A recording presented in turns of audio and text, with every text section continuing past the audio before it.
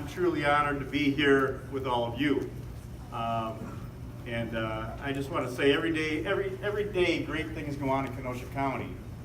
But pulling together the services for veterans is one of the best things that's happening today in Kenosha County, I can tell you that.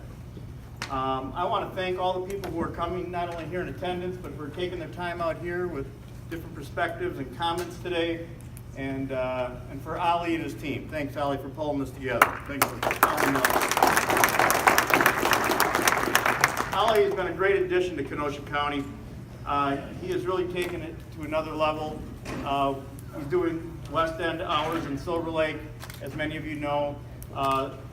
We've hit a high water mark last year. We're going to try to beat that again by going into people's homes with different laptops and a number of events that we're having. So I really appreciate Ali Nelson and his team. One of the things that we need to be aware of is the timely access to medical care. Many of you here know about how to have access to medical care. Some of you are going to learn about it tonight. But it's also our obligation to tell others who aren't here, who may be in need of services that they're entitled to have through the Veterans Administration, through and with medical care, rides to the doctor, and the services that we can provide. They do not need to come in. Ali will go to their home and meet them personally. Some people will not come in, and that's fine. But I want to tell you, especially in a recent ribbon cutting happened at the Care Center. Care Center holds 700 to 800 people a year. Average length of stay, 3 to 4 days. It's for mental health issues. Mental health issues are growing among all populations.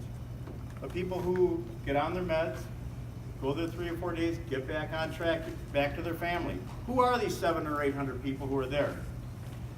They're your friends, they're your relatives, they're your neighbors. It's a cross-section across our community. Mental illness does not strike one certain group. And we have expanded that facility. Crisis workers are there. If there is an issue, you should be aware to be able to call them too. And finally, I want to make a personal comment about the Aging Disability Resource Center, the ADRC. In the final year of my father's life, incredibly helpful to give you information on when the mind is willing and the body is unable.